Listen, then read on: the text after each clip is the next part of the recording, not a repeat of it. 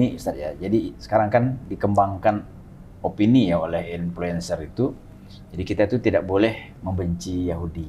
Jadi kita itu tidak boleh anti-Semit ya, anti-Semitik gitu ya. Nah, padahal kan kalau di Al-Quran Allah itu memberikan label ya, sifat-sifat yang boleh dikatakan sifat dominan jahat itu pada Yahudi. Nah itu gimana ini kita menyikapinya? Iya, kalau kita melihat kan begini, ajakan seperti itu kan sebenarnya orang-orang sudah terpapar ajaran Zionis. Jadi dia meminta kita tidak membenci mereka yang sudah berbuat zalim. Sementara kalau mereka berbuat zalim kepada kita tidak boleh dipersoalkan. Sementara kan kezaliman itu ada aturannya. Siapa yang berbuat zalim harus kita cegah kalau dengan tangan dan kemampuan, kalau tidak dengan lisan minimal, atau kalau falam yastati ya dengan hati kalau memang tidak mampu dengan tangan kewenangan tidak punya. Dengan lisan tidak mampu bicara, tidak berani, maka dengan hati itu selemah-lemah iman. Intinya harus berani mencegah itu gitu. Nah, salah satu wujud pencegahan kan yang paling sedang itu dengan kata-kata. Nah, jadi kalau dia berbuat zalim harus dibilang zalim. Kalau dia berbuat baik ya tidak usah dipersoalkan. Jadi kita tidak boleh mempersoalkan si Zionis Yahudi kalau dia memang tidak berbuat zalim, tidak membuat kerusakan. Jadi kalau dia membuat kerusakan masa kita tidak boleh mengatakan dia jahat gitu. Nah ini menurut saya ini menyesatkan pernyataan seperti itu. Menyesatkan dan sangat membahayakan karena bisa jadi pembenaran. Jadi kita tidak boleh membenci dia padahal dia membunuh anak-anak dan wanita di Gaza misalnya. Tidak boleh membenci dia padahal dia merampas tanah-tanah kaum muslimin di Gaza, di Palestina yang lainnya. Nah ini menurut saya kezaliman tapi malah tidak boleh dibenci. Bagaimana ini? Nah ini yang sekarang tuh memang saya amati di beberapa medsos itu ya, seperti diberi ruang pendapat-pendapat seperti ini. Termasuk kemarin tuh di salah satu TV itu yang bicara ini adalah pengamat politik dan intelijen yang membicarakan seperti itu, bahkan mengatakan bahwa ya kita harus fair dong, kalau kita berpihak pada Palestina, kita juga harus berpihak juga pada Zionis karena mereka itu kan saling menyerang gitu ya. Dan dikembangkan juga pendapat bahwa ya memang Yahudi itu punya hak di Palestina. Nah, itu gimana itu? Kalau punya hak tentu dicari dulu alas haknya. Sejak kapan dia berhak di situ? Kalau yang dia katakan diklaim bahwa pernah dijanjikan. Siapa yang menjanjikan? Bukankah dulu juga dia disuruh masuk ke Yerusalem, ke tanah yang dijanjikan itu malah mereka nggak mau kan? Malah nyuruh Musa berangkat sendirian. Jadi memang pengkhianat gitu. Lalu sekarang dia klaim. Nah bagaimana kalau seandainya Ustadz Mahmud punya tanah, terus datang orang mengatakan, ini dulu rumah ini dijanjikan ke saya nih, siapa yang menjanjikan ini? Terus kemudian ya pokoknya saya nggak mau tahu ini janji ini. Ini kan bahaya sekali kalau begini nih. Padahal kita tahu bahwa sejak sejarah tanahnya itu kan Yahudi itu mau menguasai tanah Palestina itu minta izin dulu sama Khalifah Sultan Abdul Hamid II tadi itu. Jadi kalau dia tidak diizinkan harusnya tidak merampas dong gitu. Nah, kalau orang merampas, stempel apa yang layak dicapkan? Apakah orang baik kalau merampas tanah? Orang baik kalau membunuh bayi dan anak-anak? Apakah dia kategori harus kita bilang baik padahal dia mengebom rumah sakit? Apakah kita harus bilang dia Yahudi itu baik padahal dia mengebom gereja, mengebom masjid dan seterusnya? Apakah begitu? Ini menurut saya ya tidak lain itu menyesatkan dan membahayakan, bukan hanya menyesatkan. Kalau menyesatkan untuk dia sendiri mungkin tidak berbahaya untuk orang lain, tetapi ketika dia omong di publik dan dia ngajak orang lain, ini menyesatkan banyak orang, berbahaya sekali itu. Nah ini memang kalau kita lihat di dalam Al-Quran ya, juga di dalam hadis memang digambarkan karakter Yahudi itu tidak ada baik-baiknya gitu. Bahkan kan Nabi Musa mereka bantah, kan? Nabi Zakaria dibunuh, Nabi Yahya dibunuh, Nabi Isa juga akan dibunuh untuk diselamatkan oleh Allah. Nah, satu lagi, Nabi Muhammad. Iya, betul. Itu kan sampai diracun itu. Mau dibunuh juga, niatnya dibunuh. Tapi karena Nabi, maka dilindungi oleh Allah, tidak mati. Seandainya bukan Nabi, diracun oleh mereka, mati itu. Nah, itu salah satu sejarah bahwa mereka itu tidak henti-hentinya melakukan kejahatan di muka bumi, dan ini harus diatur oleh aturan yang baik dan orang yang baik yang punya kafah untuk mengatur mereka. Kalau tidak diatur mereka dengan aturan yang baik dan orang yang kemampuan mengatur mereka, mereka berbuat kerusakan seenak-enaknya itu. Nah, itu yang terjadi hari ini. Ketika tidak ada khalifah, mereka mampu menguasai dan merampas tanah Palestina. Padahal waktu ada khalifah kan mereka minta izin nggak dikasih, itu kira-kira gitu. Dan kerusakan yang ditimbulkan di seantero dunia bukan hanya yang bersifat fisik di Palestina ya. Tapi menurut saya itu ajaran Yahudi itu ya, yang ada di demokrasi, di kapitalisme, di liberalisme, di nasionalisme, itu merusak dunia secara keseluruhan. Kapitalisme liberal itu sangat merusak. Betul. Yang membuat kerusakan alam, kerusakan lingkungan, kerusakan manusia. Ini kan karena ajaran mereka yang mengadopsi kapitalisme sekuler yang bahasa saya sekuler radikal yang liberal gitu. Nah, itu yang merusak sebenarnya. Lalu mereka menuding yang radikal itu Islam. Jadi mereka yang merusak alam, mereka merusak manusia, mereka mengeksploitasi wanita, mengeksploitasi anak-anak, mengeksploitasi alam dan lingkungan sampai rusak.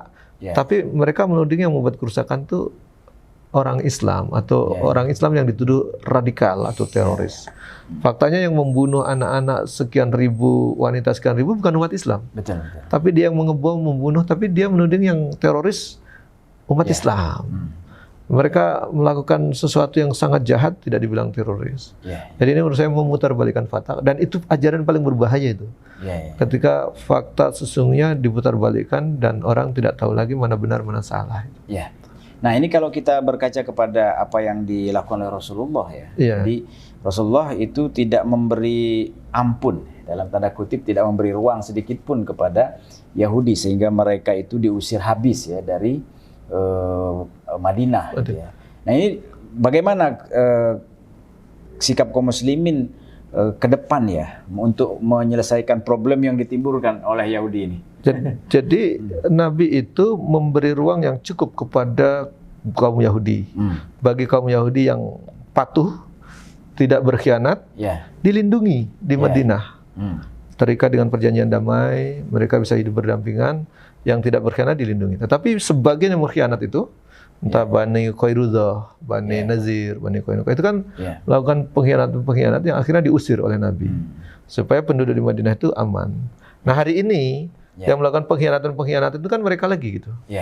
Nah, itu yang saya kategorikan bahwa kalau kita ingin mengatur dunia ini dengan baik supaya dia menjadi barokah, tidak terjadi kerusakan, ya tentu kita harus mencontoh Nabi. Bagaimana mengatur mereka ini supaya tidak membuat kerusakan. Kalau sebaliknya ajaran mereka yang kita pakai, ajaran Yahudi, Zionis, yang tadi masuk memapar sebagian pandangan pemikiran kaum generasi kita, sehingga mereka bilang jangan dibenci misalnya, padahal membunuh anak-anak, membunuh wanita, merampas tanah, merusak itu dibilang nggak boleh dibenci, berbahaya sekali. Artinya pembenaran itu. Nah, ini yang saya nggak tahu ya, kalau itu dibiarkan bisa jadi generasi ke depan kita tidak bisa membedakan mana benar, mana salah, mana baik buruk lagi. Ternyata dianggap membunuh wanita, membunuh anak-anak itu dianggap sah, dianggap baik-baik saja. Tidak boleh dibenci. Ini kan berbahaya sekali, bisa rusak manusia dan dunia ini lebih cepat daripada yang seharusnya belum rusak misalnya gitu. Nah, itu menurut saya kalau mau memperbaikinya mengikuti petunjuk Nabi. Bagaimana mengatasi kaum Yahudi, bagaimana bersikap dengan mereka. Baik kalau mereka baik. Mereka tidak melanggar perjanjian, mereka tidak membuat kerusakan, kita baikin, kita kasih ruang. Tapi kalau mereka membuat kerusakan, ngebom sana, ngebom sini, bunuh anak-anak, bunuh wanita, masa kita tidak boleh membenci? Ini ajaran sesat itu. Gitu. Nah, ini berarti memang sepertinya ajaran Zionis ini memapar juga kepada penguasa Timur Tengah. Karena mereka hanya memberi bantuan yang sifatnya harusnya itu dilakukan oleh rakyat ya. Tapi mereka tidak meniru cara Rasulullah, yaitu menghilangkan penyebabnya, akar masalahnya. Nah, tadi berkaitan dengan pemikiran atau ajaran Zionis itu yang sudah melanda kaum muslimin ya. Nah, ini berarti memang PR besar kita adalah menghilangkan pemikiran Zionis yang sekarang itu merasuk dalam semua aspek kehidupan kita berarti. Betul. Jadi kalau kita lihat umat Islam ini dia agamanya Islam, KTP-nya Islam, mungkin pakai-pakainya mungkin sebagian Islam, tapi kita mulai lihat pemikirannya. Pemikirannya udah terpapar ajaran Zionis yang tadi mengatakan membunuh anak-anak, membunuh wanita, merampas tanah dan seterusnya. Jangan dibilang itu jahat gitu. Jadi kalau yang melakukan Zionis Yahudi jangan dibilang jahat. Kita nggak boleh jahat sama dia. Tapi dia boleh melakukan hal seperti itu. Ini justifikasi.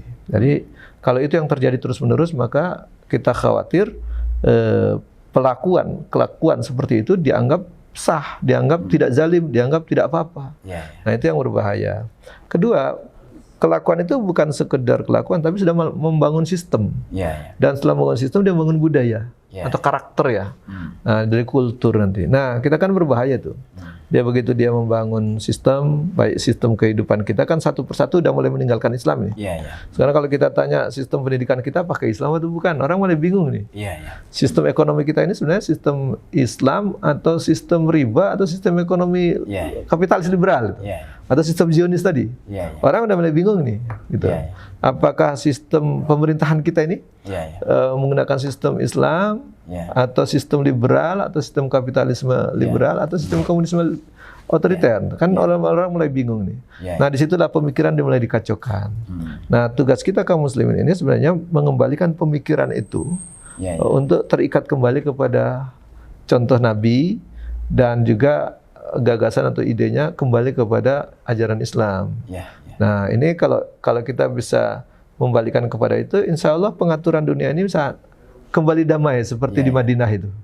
Jadi orang yang Yahudi mau Zionis mau siapa saja boleh tinggal, tapi kelakuannya, tindakannya tidak boleh tidak boleh melakukan kezaliman, tidak boleh pengkhianatan dan seterusnya. Kalau dia berkhianat tidak boleh juga dibiarkan, harus ada tindakan. Dan orang yang hadir di situ mengetahui tidak boleh mengatakan itu baik-baik saja, tidak boleh dibenci misalnya, tetap harus kembali. Nabi itu memberi ruang yang cukup kepada Yahudi, tetapi begitu membelok atau mengkhianati perjanjian, melakukan kerusakan, maka dia dihukum atau bahkan diusir dari situ. Gitu. Dan sejak Rasulullah mengusir Yahudi jahat dari Madinah itu, dunia ini aman, damai, tentram, adil, makmur, sejahtera. Dan tentunya tidak lepas dari apa yang melingkupinya, yaitu diterapkannya syariat Islam dalam segala aspek kehidupan. Nah, pemirsa Palembang Bersyariah yang dirahmati Allah, kita belajar banyak hal dari apa yang barusan terjadi atau yang terjadi 2 bulan ini, menyadarkan kembali kita bahwa selain kita mendoakan, menolong dan mendorong para tentara kita dikirim, nah ada yang lebih besar dan saya kira ini PR bagi kita semua, yaitu menjernihkan pemikiran umat, pemikiran kaum muslimin dari bahaya pemikiran Zionis, pemikiran Yahudi yang ini merasuk ke dalam semua kehidupan kita. Saya kira ini PR-nya jangka panjang nih, Ustaz. Sebenarnya tidak jangka panjang. Merubah pemikiran itu bukan seperti merubah bangunan. Kalau kita merubah bangunan itu kan harus membangun kembali. Itu kan butuh waktu yang tidak bisa kita atur. Tapi kalau merubah pemikiran itu setiap saat bisa berubah. Nah, tinggal konteksnya bagaimana ikhtiar melakukan perubahan pemikiran itu maksimal dan dengan cara yang benar. Nah, kadang-kadang kita kan merubah pemikiran, kerjanya bagus, semangatnya bagus, rajin melakukan penjelasan, tetapi caranya keliru, tidak sesuai yang disunahkan oleh Rasulullah Muhammad SAW. Caranya tidak keliru itu mana? Tidak nyunah bahasanya. Kenapa tidak nyunah? Kadang-kadang kita berpikir lebih pragmatis. Kalau kita mengubah orang yang ada di tempat maksiat, kita harus ikut maksiat dong. Itu caranya nggak benar itu.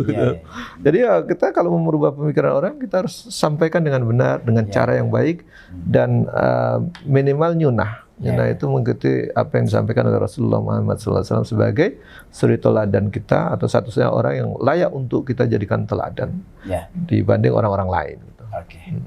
Baik. pemirsa Palembang Besar ya. Saya kira ini kata kunci yang penting ya buat kita semua dan para pejuang Islam, para dai ya. Kita harus meniru apa yang pernah dilakukan oleh Rasulullah, menyadarkan umat, menjernihkan pemikiran umat, dan mudah-mudahan ketika nanti kesadaran ini sudah kembali, maka bukan hanya Yahudi Zionis yang jahat itu yang bisa diselesaikan, ya. Betul. Tapi syariat Islam bisa diterapkan, kehidupan bisa kembali seperti pada masa Rasulullah dan Khulafaur Rasyidin. Dan yang paling penting Islam menjadi rahmatan lil alamin. Dan menjadi rahmatan lil alamin, rahmat untuk semua alam. Ya, pemirsa Pak Alber yang dirahmati Allah, terima kasih ya, dan mudah-mudahan kita bisa jumpa lagi untuk tema-tema yang lebih menarik lagi. Terima kasih Ustaz Wahyudi Al-Marwaki. Ya, sama-sama, terima kasih. Assalamualaikum warahmatullahi wabarakatuh. Assalamualaikum warahmatullahi wabarakatuh.